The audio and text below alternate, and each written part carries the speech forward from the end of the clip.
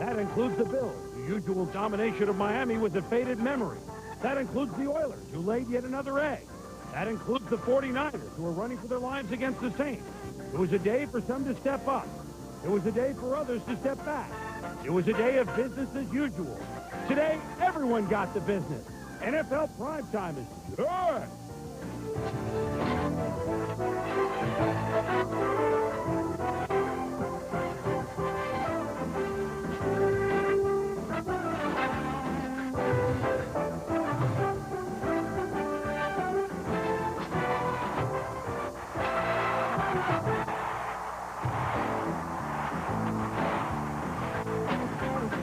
Once again, everybody, I'm Chris Berman, and welcome to Week 4 of NFL Primetime. Lots to show you, and of course, I cannot do this job just alone. I have enlisted the help of many a friend. Tom Jackson, Robin Roberts, and some intriguing games, and some of the ones we thought were going to be good weren't. Some of the ones we thought were excellent. I'll explain what that means in just a moment. Let's go to our late games, and this one we had a feeling would be an outstanding game. It was. Morton Anderson's field goal from 49 yards out with 5 seconds to go gives the Saints a victory over the 49ers. 16-13 puts them 2 up on the Niners in the NFC West. We'll have highlights of that a little bit later on. One game still going on in the NFL. There's about 2 minutes to go in this monumental tilt between the Seattle Seahawks and the Cincinnati Bengals. The Seahawks, defensive touchdown in the fourth quarter, and they lead the Bengals 19-10 at Cincy. We'll keep you posted on that one.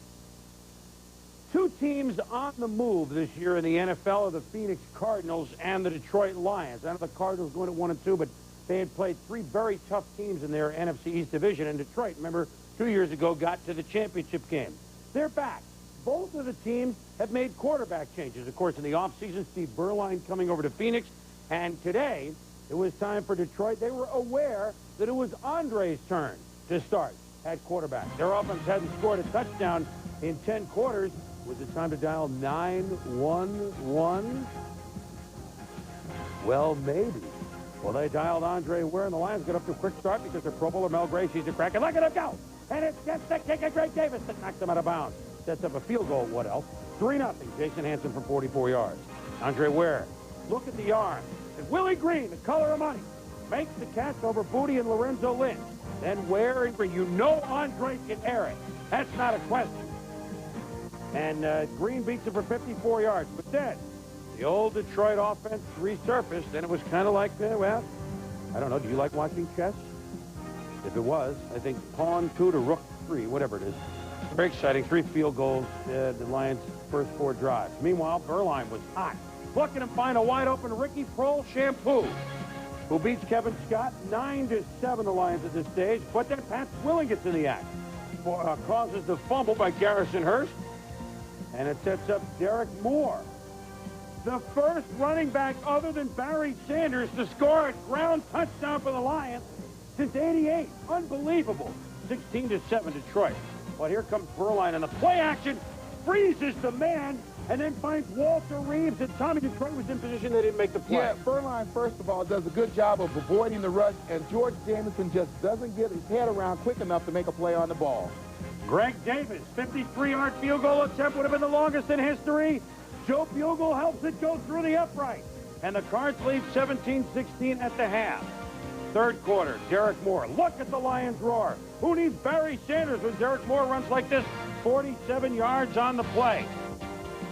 That sets up Ware. Looking beautiful on this play to Brett Perryman for the touchdown. He showed some veteran poise on this time. The great part of this play, the look off of the safety and then coming back to the wide receiver. He helped him get open.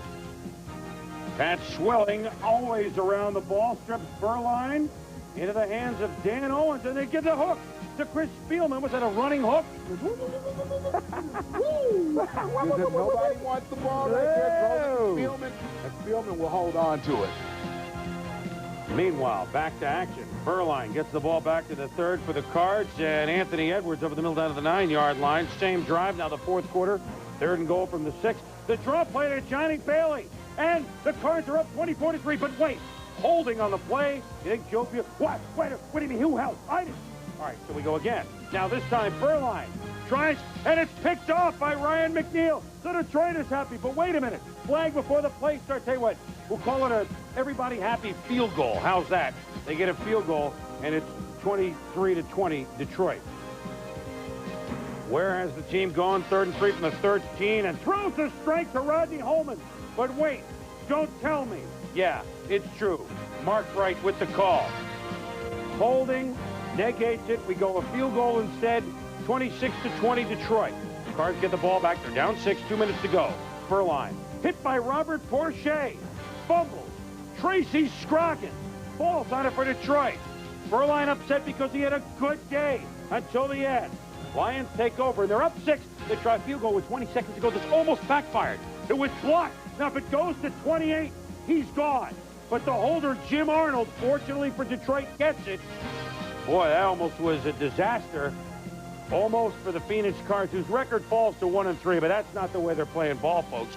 And Detroit is up to 3-1. They recovered 3 fumbles of the Cards, so they outlasted Furline's 288 yards passing.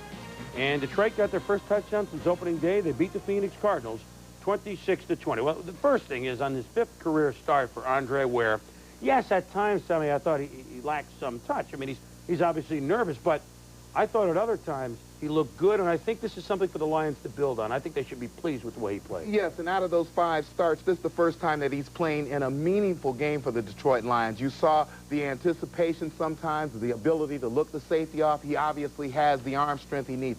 The thing that would concern me if I'm the Detroit Lions is getting Barry Sanders loose and into the secondary where he can do damage. He has been struggling trying to make yardage 2-3 yards at a time. One of the great coaches to coach this game, Bum Phillips, used to say that Earl Campbell did some of his best running back to the line of scrimmage, and that's the thing that we're seeing from Barry Sanders right now. I think that as Lomas Brown gets back into that lineup, gets healthy, maybe they get him running and get him charged and get him going in that secondary. That's where he's at his best. Well, Barry had 90 yards, but what, 23 carries? I mean, and that's a lot of carries for his 90. I thought Berline was impressive as well. These are 2 teams. They got 5th place schedules. By the way, they play each other again later this year. But these are teams I think they're going to make things difficult for their opponents. And Detroit, heck, is 3-1. You know, they have a chance to take a division title, which they won 2 years ago. Inside the numbers we go. One of the reasons Detroit talking about it, not only Andre Ware making them feel good at home, but their defense. Last year they fell off 16 games. They only registered 29 sacks, only had 32 takeaways. Now, they've only played 4 thus far this year, but the sacks are almost halfway back, and the takeaways are almost a third back. So a little more opportunistic defense for Wayne Fontes trying to restore the roar. Coming up later, Buffalo and Miami. This is always the big game in the AFC East, and Buffalo had a cruncher. And talk about big games, NFC West, Niners, Saints. That's the story. We'll show it to you later. Greetings and salutations.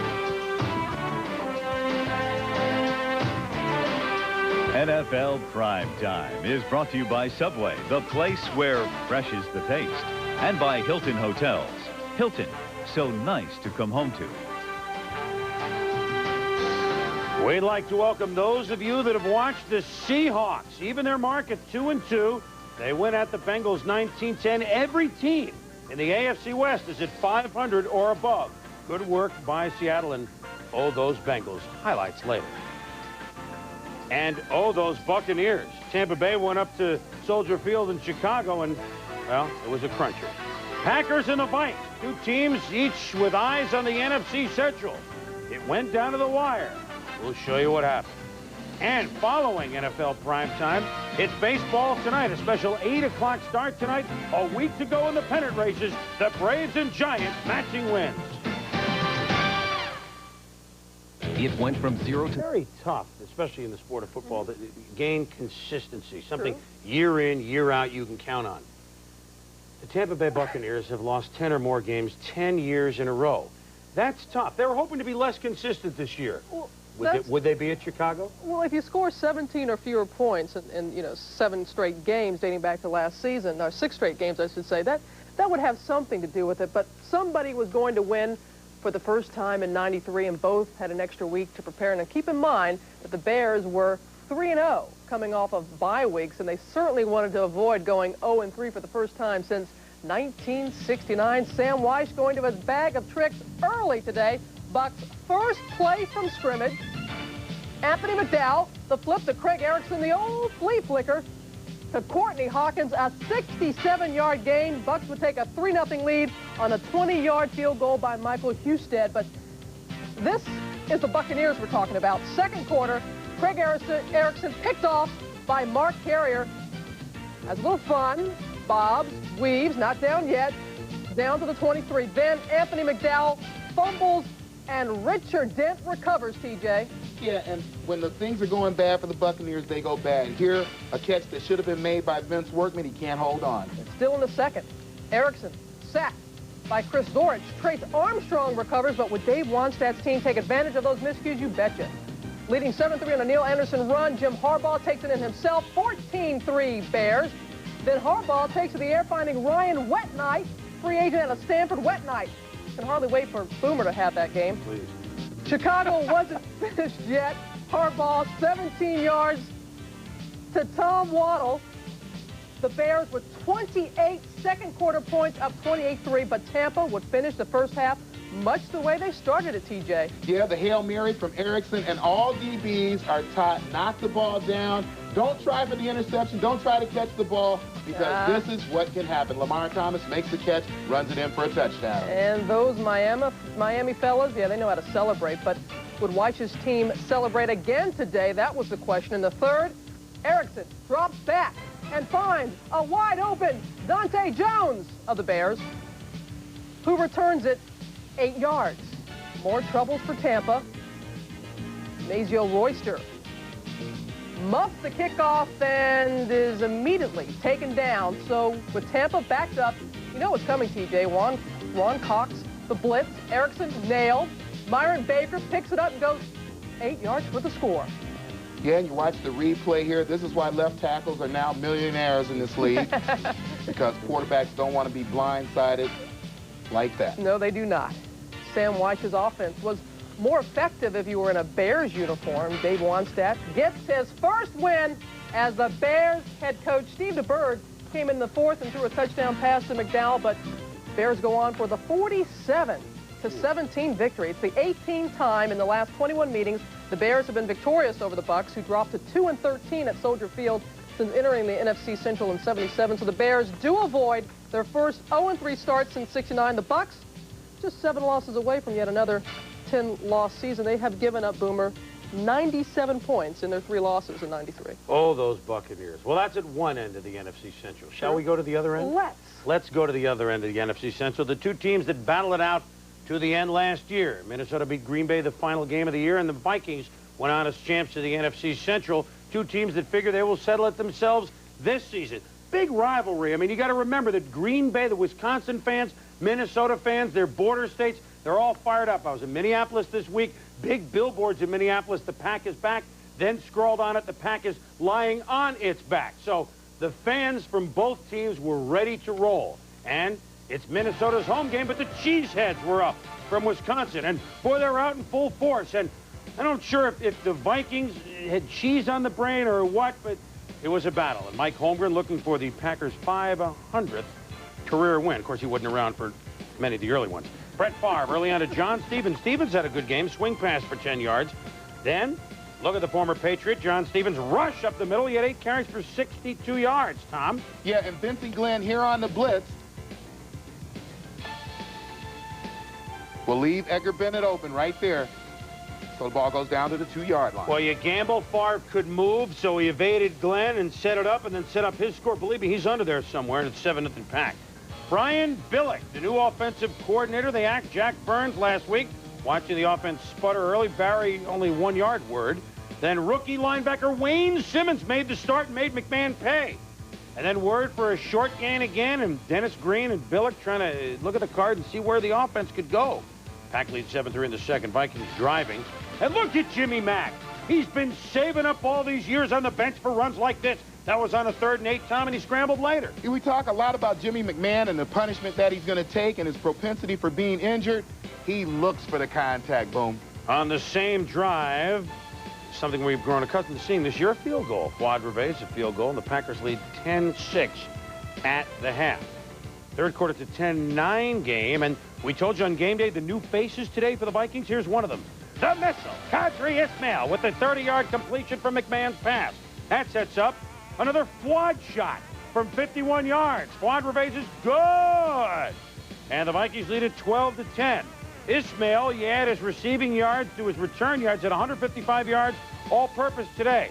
But the Vikings have trouble. Adam Schreiber, the center, muffs the snap. George Kuntz, 53 for the Pack, recovers.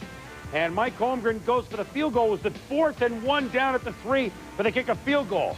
Then, 2:40 to go. Reveiz can't kick a field goal from 49 yards. It's the crossbar. So where are we? 13-12. Green Bay still leads. But the Vikes get another chance. A minute to go. Last. And all Chris Carter does is either catch touchdowns or first downs. That was 4th and 8. First downs. Then McMahon to the missile for 9 yards. And then guess what? Who are you going to go to? Mr. Clutch. Carter. First down, out of bounds. 12 seconds to go. 3rd and 10 from the 50. And what happens? What happens? How can Eric Gallagher, the rookie free agent from Arizona State, be wide open inside the 10, Tom? If you look right down the left sideline, you'll see 3 wide receivers, 1, 2, 3 right there. The defense has to overcompensate, come over and make a play. They're late getting there. So the Pack had him backed up, but now he's already hit 4. Could Reveiz hit 5? Yes. 5 field goals and a crossbar. Pretty good day for him. And once again, a team wins without scoring a touchdown. Minnesota on 5 field goals beats the Pack 15-13. Second straight fourth quarter loss for the Packers after they had the game in hand. Afterwards, Jimmy Mack spoke about the big play. I guess what happened, we ran the same play the play before, and Cadre was a clear-out guy. We're trying to hit about a 20-yard out. And I guess Buckley said, hey, that's McMahon. He can't get it that far. And I got it just far enough there at the end, though.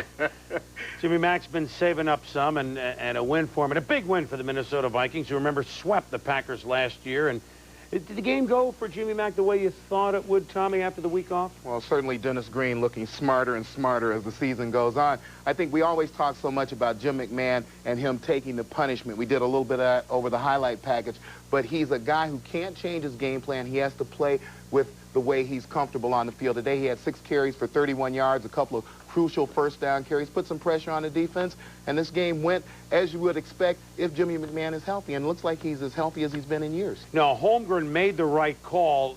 4th and about a foot on the 3-yard line. They were down by 1. They kick a field goal, and they go up by 2 points, but later he wishes he had that possible touchdown. By the way, 5th game this year, Tommy, in which a team has won and not scored a touchdown. 3 of them are big games. This one, the Monday night win by Kansas City, and the San Diego win last week over Houston. San Diego's won 2 that way. Indy's won a game that way. Now, so far this year, you can see that 48% of the scoring is on field goals vis-a-vis touchdowns. In the last 3 years, I mean, that's way up. 37%, 39%, 36%. If Paul Revere and the Raiders once sang kicks just keep getting harder to find, they ain't singing it about the 93 season. We have plenty of football coming up for you. The Oilers, you figure they roll Jim Everett and the Rams in the Dome, but that's why they play the games. We'll show you what happened in a moment. There are places you can go where birds aren't the only ones that fly. And fish aren't the only ones underwater. Where you can take a ride in the wild, or just a wild ride. But if you go to any of the Busch Gardens or SeaWorld parks, bring your sense of adventure and your Visa card. Because every one of these parks will take your breath away, but none will take American Express. Visa, it's everywhere you want to be. 2.5 hours with their lights on, and Die Hard starts them all. In 2 decades of demonstrations. This was to be the year that the Houston Oilers exercised all of the ghosts. They had Buddy Ryan in to spearhead that defense. They had that great run-and-shoot offense. It was all set up. But let me tell you, the chants of Love You Blue today were silenced by the Rams. The Rams came in. They thought they were fodder for Jack Party's Oilers. Jim Everett, remember, was drafted by the Oilers, never played there.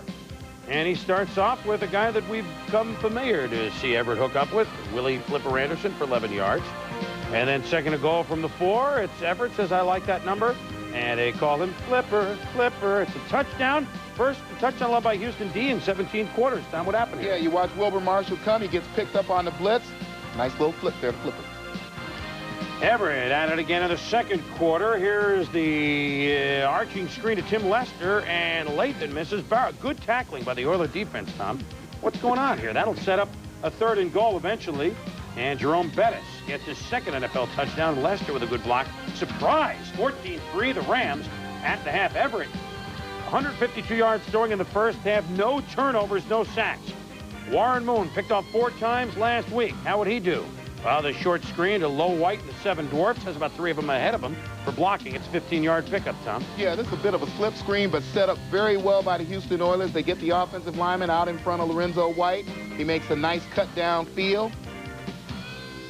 And he's a load to tackle once he gets downfield. Now Warren Moon under pressure. Doesn't have time to even take the short drop and get rid of the ball. There he tried to take a full drop. Gets sacked again. One was Sean Gilbert, one was Robert Young. Young has at least a sack in every game. He has 7 on the year. First possession in the second half of the Oilers. Hayward Jeffries makes the catch. Do they get a touchdown?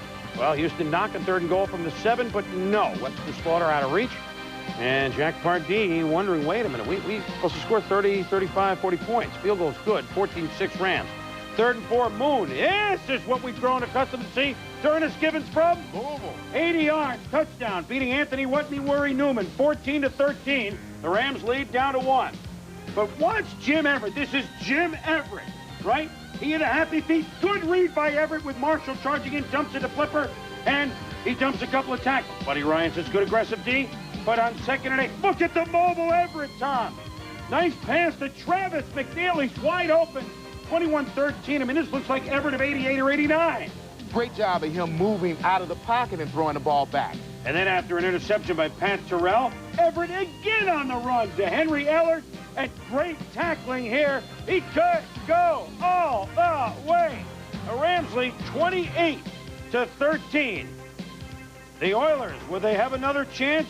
Well, the Rams certainly were hitting, were they not? Reggie Brown turns it up despite the hit by Robert Bailey. But Kevin Gilbride's offense sputtering. 3rd and 2 with 4 minutes to go. Low White hammered. You go for it, why not? 4th and 1. They run to Low White. He doesn't get, I mean, as Houston looks at a sink, Houston knows that maybe the Pardee is over.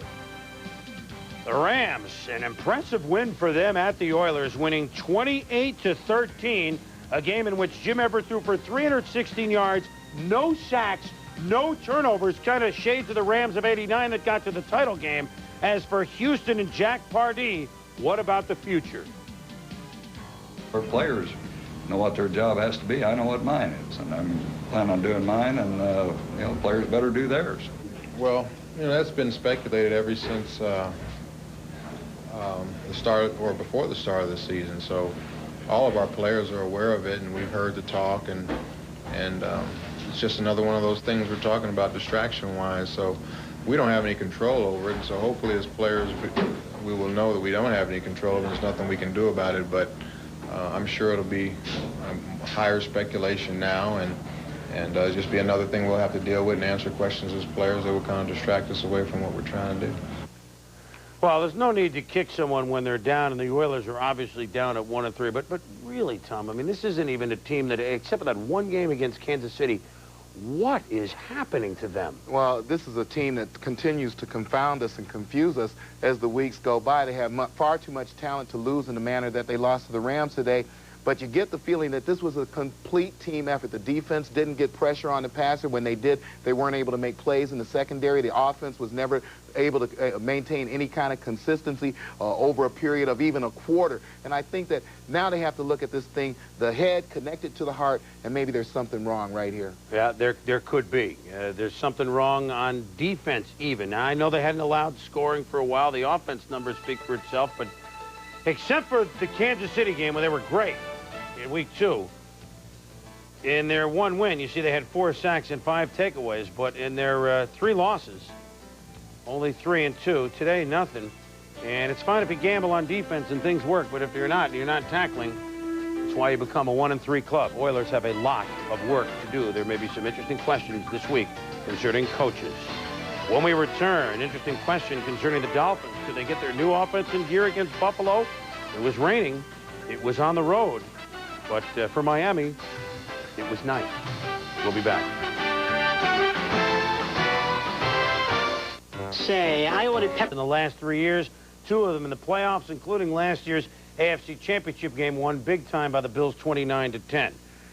This rivalry has been fueled a little bit by the all-pro linebacker of the Miami Dolphins, Brian Cox, who hates the city of Buffalo, hates the team, at least to hear him speak, and today he decided to take on the fans. I heard they're going to throw batteries in me, but if they throw something at me, they better be prepared for me to come up on the stand. Well, we're number 1, says Cox. The Miami Dolphins, remember they went up there last year in impressive fashion. The weather was not very nice. Winds gusting to 25 miles an hour. It rained up until game time. But very early, Dan Marino says, who cares about the bad weather? Terry Kirby for 11 yards. Then the shotgun, the throw to Mark Ingram. Beautiful throw over Henry Jones, 26 yards. Then connecting with Irving Fryer for 10 yards. Then 3 plays later, a bad snap. Get rid of it here. Keith Sims recovers it. And fortunate for Miami, they settle for a field goal. Fortunately, they didn't lose the ball. Dolphins keep on firing. The wobbler to Keith Byers. Then from the shotgun, the throw to Irving Fryer, knifing through the Buffalo defense for a touchdown. It's 9-0 Dolphins. They missed the kick. Still in the first quarter. More. Marino to Fryer. 7 yards. Then to the rookie running back from Virginia, Terry Kirby, across the middle. Seams galore in the Buffalo defense. 36 yards. Then Marino, bootleg. And my goodness, Marino's going to run on a bootleg for a touchdown, 4 yards. 16-0 Miami. What a quarter for Dante. 9 of 14 for 170 yards. He passed for 1 and ran for 1. Nice job here by Keith Byers. He's looking for the pass, But once he and Marino might make eye contact, he realizes he's going to run, and he absolutely pancakes Mark Kelso right there. Meanwhile, while one member of the class of '83, Marino, was brilliant, Jim Kelly, another member of the class, had an awful first quarter. Brian Cox with the sack. Then, number 91, Jeff Cross gets into the act. Thurman Thomas, well, not a great day for Thermal. On the inside handoff, didn't do well. Draw play pursuit. Larry Webster on the stop. Tom Olivadotti's defense doing a good job. And now with the win. In the second quarter, Kelly's pass picked up by Louis Oliver. Shades of last year when he picked off 3, including one of over 100 yards, ran for a touchdown. Kelly angry. And Brian Cox taking it out on him right there. Don Shula's team up now 19-0. Kelly looks to come back, but he's picked up by Louis Oliver. And he was dazed, confused. The Bills looked out of sync. One highlight for Buffalo, the end of the first half. From 59 yards, it's lightning. Striking again for Steve Christie. 3rd longest field goal in NFL history. Marv Levy so excited.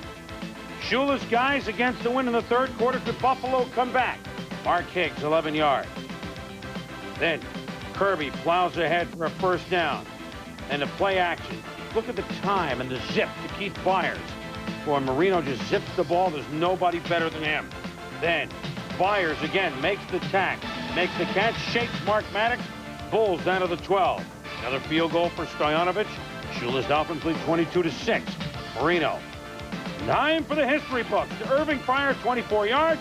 He's passed Johnny Unitas, says Dan Marino, for 3rd on the all-time passing list. Save that ball. Marv Levy's Bills. 10 minutes to go. Can they mount a comeback? A little shovel to Kenneth Davis. Forget it. But then Davis playing when Thurman got nicked. Darts to the middle for a first down. Then he's hammered by Dwight Hollier. The Bills look elsewhere. Wearing the old number aloft in Billy Brooks. And Kelly finally has time. Looks for Brooks. Good pass. Over the middle. Could the Bills' magic come through again at home? 22-13. They're down with 7.5 to go. Marv Levy decides the onside kick. Now watch this. An interesting setup by Steve Christie, but the wind blows the ball, well, not off the tee, but off the way he set it up. Basically, he went as a kind of scolded out of the sand trap. And that didn't work, and not much did for the Buffalo Bills. So the Miami Dolphins beat them impressively, we shall say, at Rich Stadium by the count of 22-13. By far and away the best the Dolphins have looked this year. So now each team is 2-1. We told you about the historic passing of Dan Marino. Marino threw for 282 today, 20 of 32. Now his 40,306 yards gets him past Johnny U into third place. The only guys ahead of him, Dan Fouts and Fran Tarkenton. And, oh, by the way, Brian Cox, he was fired up going in. He was fired up going out. That's what I've seen Justice. I gave him back to him. The hell with him. I don't love him. I got no love for him. You know, I ain't no punk. I'm a man. Big game early, considering, you know, that you guys could have gone up effectively 3 games in the 4th week. Does that bother you that that opportunity gets away? No, it doesn't bother me about the opportunity. It bothers me about getting my ass whooped. Excuse the expression, but that bothers me. I thought we were in Super Bowl 25 when the Giants came out and held the ball for so long. You know, anytime that Dan Marino can have a 75% chance of having a good running game, that's going to make him more effective. I'll leave it to Thurman. He knew the Dolphins had the ball for almost 40 minutes, Tommy. The Bills just over 20 minutes. And frankly, from Miami's point of view, I mean, on all sides of the ball, they were the better team today. Yeah, they were. You know, when I talked to Gary Stevens last night, who coordinates that offense, he said, we have to come out and run the ball. It's not even so much of an idea of figuring out how to stop Thurman Thomas. If we can control the tempo of the game, you're going to see more Terry Kirby. We did until Kirby left for a while. Higgs took up right where he left off. And as far as the Miami Dolphins stopping Thurman Thomas, this was the first time in 8 games that they were able to hold him under 100 yards. Yeah, had 63 today, and we talked about the new weapons for Miami. Fryer, 7 for 103. Kirby caught 6 for 91. Maybe it took a while, but maybe they knew what they were doing. Yeah. And there was a big game for Miami. You heard Greg Garber's question. They're now even with Buffalo atop of the division at 2-1. Let's go inside the numbers for more on this ball game. And the Dolphins, rushing defense, when they, or the rushing offense, I should say, when they win, they rush well. When they lose, they don't rush well. I mean, they rush real well at 183 yards a game. Today was outstanding, and they won it 22-13. The Cleveland Browns were 3-0 going into their game at Indianapolis. Could the Cinderella Browns dish it out again? Well, or could they get it back? Ouch, Bet. 2.5 hours with the... We gave you the Buccaneers, and now you have the Bengals. Sorry. It won't happen too often. A game with not any playoff implications. But we gave you the Seahawks. That's good, the yes. Seahawks you and do Rick love Meyer, me. yes. It's a great game. It's great to be an American. Last year, the David Shula era began with a victory over the Seahawks. The Bengals under Shula only have won 4 games since that time. Victories have been pretty scarce for the Seahawks as well. In fact, the Seahawks hadn't won 2 games in a row since October of 1991. Rick Meyer beat the first quarterback in the 93 draft, Drew Bledsoe. Now taking a look at the first quarterback in the 92 draft, David Klingler, and not much to look at there. Then the next play, David Klingler almost picked off. A few plays later, Klingler misses a wide-open Carl Pickens. Then on with a field goal attempt. But of course, Doug Pelfrey now. It's zip-zip. Rick Meyer's first snap. Fumble. And the Bengals have it. 3rd and 10. Klingler to, well, incomplete. On with Pelfrey. And he, yeah, you got it. He misses the field goal again.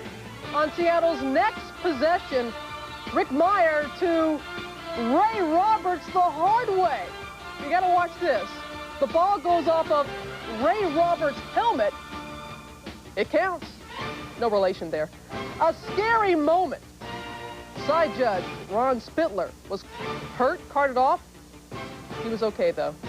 Late in the second quarter, Klingler picked off by Eugene Robinson in the end zone. Tough day for Klingler, who left the game with a slight concussion, but 155 yards, 11 of 23 passes. Late in the second quarter, Brian Blades is drilled. I said he is drilled by Darrell Williams, but Blades, he holds on. Go with your bad self. David Shula's team down 6 at the half. Then in the 4th, Jay Schrader comes in. The 21-yarder to Carl Pickens, 10-9 Cincinnati. Is there a quarterback controversy brewing? Fourth quarter, still 10-9. Rod Stevens recovers the fumble for a touchdown, TJ. This is one of those plays that afterwards, it's ironic. Harold Green probably would have been better off if he'd have run out the back of the end zone. He fumbles here, and the Seahawks get a TD. 16-10, Seattle took the lead. Fourth down and 6. Schrader fumbles. Tough day for David Shula. The Bengals -4 yards rushing in the second half, 19-10 as the final. The Seahawks with more than 17 points in the game for the first time since the '91 season finale. Their first 2-game winning streak since October of '91. As for the Bengals, 3-15 in the last 18 games following that 2-0 start for David Shula. Bengals don't play the Bucs this year. You got a point there. You won't get that. Yeah, you got a point there. I promise. Thank you, Boomer. You're too good to me. I'm nice to my friends. I try and be. All right, the Browns and the Colts. Cleveland Browns have to be the surprise starting team this year, beginning 3-0 and opening up a lead of 2 games after 3 weeks over everybody in their division. This, though, was a tale not of 2 quarterbacks, but of 4 quarterbacks. We shall explain. The Browns at Indy, and Bill Belichick once earned $25 a week as a special assistant for Ted Marchipronta when he coached the Baltimore Colts in '75. Could Belichick come back to haunt his old master? While Trudeau took the hit from Bill Johnson, but take that, big guy. And then Mike Caldwell nailed Jack Trudeau, but Trudeau was tough today. But Trudeau getting nailed so much, would Jeff George make his debut of the season? For Cleveland, Bernie Kosar, complete to Matt Stover, the kicker on the sidelines. And then evades 1 on-rushing Colt, and then Steve Preemptman makes the sack. He's fired up. Vinny wondering if he's going to come out of the pen again. Brett Breeze had a field day today, making every call in the book. All told, each team was penalized for 79 yards, 24 penalties in the game, as there was many scenes like this. In the second half, Vinny gets the call. Testaverde bailed out Kosar and the Browns last week. And early on, he would produce an interference call, then Leroy Horde on a play action for 10 yards. And then Vinny to little used Brian Heat in the kitchen. 10 yards, touchdown, and the Browns lead at 7-6, 8 minutes to go in the third quarter. But Jeff George coming on. What about the reaction?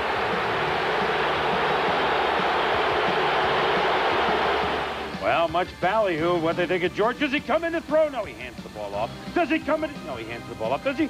No, he hands the ball off. Trudeau actually said a bruised thigh, missed 1 series. That was it for Jeff George. Back to the game and back to Trudeau. Colts trying to pull out a win. Throws to Anthony Johnson over the middle for 15. Then he'll find Jesse's Hester for 8 yards and a first down. And then a swing pass to the rookie Roosevelt Potts for 10 yards. And then a rare sight, a Colts rushing touchdown. Anthony Johnson, 3:30 to go in the game, and the Colts lead at 16-10. Could Vinny bring the Browns back as he did last week against the Raiders? First pass, no, it's picked off by John Baylor. Why did he throw it, Tom? Well, the problem with the throw is the mechanics. Off his back foot, leaning back off the heel. That pass is not going to end up where you want it. But the Browns, Bill Belichick, Natalie Cladd know they have one last shot. Minute 30 to go in the fourth quarter. Vinny trying to rally. Sacked by Jeff Perron. It's a fumble, and it's worse. It's a touchdown. Michael Dean and the Browns knew they probably wouldn't go 16-0. They found that out today, and so Cleveland's impressive start halted at least for one Sunday afternoon as the Colts beat the Browns 23-10. So the Browns are 3-1, and the Colts are 2-1. Trudeau hung in tough, threw for 260 yards, and you know what we're beginning to see with Cleveland? This time it didn't work. We remember that when David Woodley and Don Strock, Woodstock, that pair of quarterbacks, I mean, Strock was in all the time, but the 82 Dolphins got to the Super Bowl. Let's call them Costa Verde. They brought in Vinny again. This time it didn't work, but it takes a special situation to even try it, doesn't it, Tom? Well, I think Billy Belichick has created the right mental attitude in his quarterbacks, and that is, if you're not playing well, I'm going to bring in the other guy and see what he can do. Maybe if he's not doing well, maybe you even get another chance to play. But I think that quarterbacks have to put that ego aside, as all other members of the team do, and play the guy who's going to win games for you. In this case, it did not work. They're 1 for 1, and 1-1, and Vinny coming off the bench relieving Bernie Kosar. 100-yard rushers, we had a veritable plethora of them last week. Today we only have 2. For the first time since December 1990, Neil Anderson, a 100-yard game.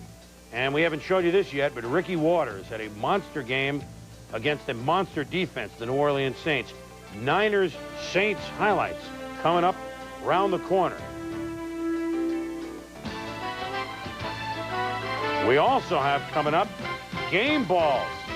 Robin, TJ, yours truly will give them out. And, of course, the Niners-Saints highlights. Not even Bonnie and Clyde could have gotten away with it. Forgotten about the Saints and the 49ers, but now it's time for our primetime plays. We can't wait to give out the game balls. Mine goes to a guy you probably haven't heard of. It's going to a guy on a losing team, but watch the effort by number 83 of the Cards, Anthony Edwards, fifth-year wide receiver from New Mexico Highlands. Out of bounds, going between blockers, makes a saving tackle on Nell Gray, who you know can go all the way. Edwards also caught a couple of key passes, one which we showed you as the Cards went down the field. Good effort today for Anthony Edwards, although it was in defeat. He gets my game ball. Rob? Good choice there, Boomer. I'm going on defense. Sean Gilbert of the Rams, defensive tackle, hitting hard all day. Just ask Lorenzo White. And then Gilbert getting past Eric Norgard to Warren Moon for the sack. Gilbert has recorded 6 sacks on the year, including 2 today and 4 in week 2 against the Steelers. He also had 6 tackles and 1 assist to go along today. Gilbert is showing why he was the 3rd pick overall in last year's draft, TJ. Another good choice, Robin. I'm going on both sides of the ball with some guys who totally control the play. The officials in the Coach Browns game. They called 20% of the offensive plays had penalties attached to them. We'll take a look at the numbers here. They all got 10 tonight. It's 24 total penalties, 158 yards on the day. It's a big day for the refs. We'll be back with Niners and Saints in just a minute. 2.5 hours with their lights on and die. The NFC West most certainly goes through San Francisco, and nobody knows that better than the New Orleans Saints, who have played the 49ers tooth and nail, very tough, only to lose by either seconds or points, seemingly always at the end. They've been snake-bitten by San Francisco through the years. Today, it was New Orleans at home who tried to provide the snake bite themselves. Steve Young, remember he had the left thumb injury early on? So maybe that's part of the reasons for some of the turnovers. We've talked about that before. But another reason, the on-rushing Saints defense, which only the athleticism of Young, able to get outside and get a first down. Young pressured, and he finds John Taylor. Good pass, but bad result. And the Saints recovered, Tommy, and a good job by the inside backers. Yeah, Von Johnson here gets in his zone drop, comes up on Taylor, squares up right here, and then does a nice job of getting the right hand in and stripping the ball away from Taylor. That led to a Saints field goal, and they led it 3-0. Steve Young under pressure. He's sacked by Ronaldo. Turnbull really coming on, playing the position. Once occupied by Pat Willing. Ricky Jackson had 3 sacks today. The Saints had 6 overall.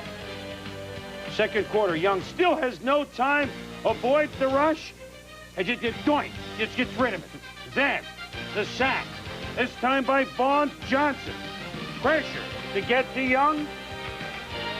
On the next play, I mean, Stevenson, wait, I just need some time. This time he moves up in the pocket across the middle, and nice play by Keith Taylor. Coming across, making the pick, and making a good return.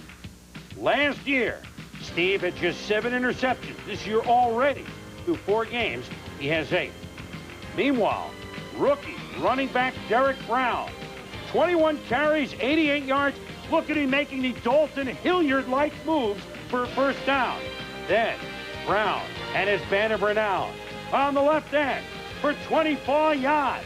Tommy, yeah, he has great vision, Chris. You look at him here, he goes to the right side, there's nothing there. He finds the cutback lane, sneaks through a gap right there for a good gain. Saints drive down to the 1, and it's Brown off right guard, takes the stick, but keeps on kicking. Gonna foul that up, but it's a touchdown anyway. Young starts to take the quicker drop smartly. 3 strips and a zip to Jerry Rice. Rice, as you know, as soon as he catches the ball, he can work wonders. Niners worked all week. Young quickly throwing to Brent Jones. And then Tommy to right. Yeah, that three-step drop, get rid of the ball. The rush is coming, doesn't have time to get there. This led to a Mike Coper field goal. George Seifert trails 10-3 at the half. Second half, the Niners ground game stepping up. Ricky Runnin' Waters shows some moves of his own. 17 yards. And then, one of the reasons the Niners are so good, they got quality backups. Like Mark Logan, the fullback, playing for the injured Rathman. 23 yards were tied at 10. Next drive, 3rd and 9 for the Saints. Wade Wilson, hasn't he impressed? Eric Martin for a first down. George Seifert is furious. Saints get a lead, 13-10 on a field goal. I think George kicked it. But the 49ers tie it at 13 with 1:14 to go. Coper, 30 yards, and you know what's going to happen, don't you, Jim Mora? Something bad. Here come the Niners. But wait a minute. Wade Wilson, Eric Martin, 15 yards. But you know it can't last because you always foul up at the end against the San Francisco 49ers. But wait a minute. Wilson scrambles for 7. No penalty on Hanks. But you know something's going to happen before Morton Anderson gets a chance to kick the field goal. I mean, you know it because that's the way it always ends up. The Niners have went into the last 10 against the New Orleans Saints. But wait a minute. Eric Martin out of bounds. But 49 yards. Now, it's going to hit the upright because that's the way it always happens. But not this time. It's good. Whoop, there it is. The Saints with a 2-game lead over the Niners. Win 16-13. And New Orleans definitely in the driver's seat in the NFC West. We told you about the 6 sacks. Ricky Jackson having 3 of them. And the Saints finally snap back at the team that has caused them so much pain. 16-13. And an impressive win for New Orleans because we thought that when they didn't put San Francisco away off those couple of turnovers, they only had the 10 points, that the usual was going to happen. Maybe the Saints team different, Tom, or maybe the Niners a little different. Well, we talked so much about the possibility that the Saints were going to come in and they were going to run the ball. The Niners were 24th in the division. I think the difference in the game, though, is the confidence and the poise that Wade Wilson instills in the Saints. Whereas you're so used to the 49ers driving at the end of the game, we didn't get that. We got the exact reverse. And they obviously, I mean, in this year of the kicker, is there no one better than Morton Anderson when it comes to a long one to win the game? They're partying in New Orleans. Of course, they always do. But tonight maybe is a different reason, as a big, big win. Remember, 3 of the 4 years that George Seifert has coached the 49ers, they've gone 14-2. So for them to have 2 losses in the month of September is big, big news. We've got more coming up on this edition of NFL Primetime. But don't forget, in just a couple of minutes, Gary, Peter, Soupy on Baseball Tonight, including a talk, Nolan Ryan. Before you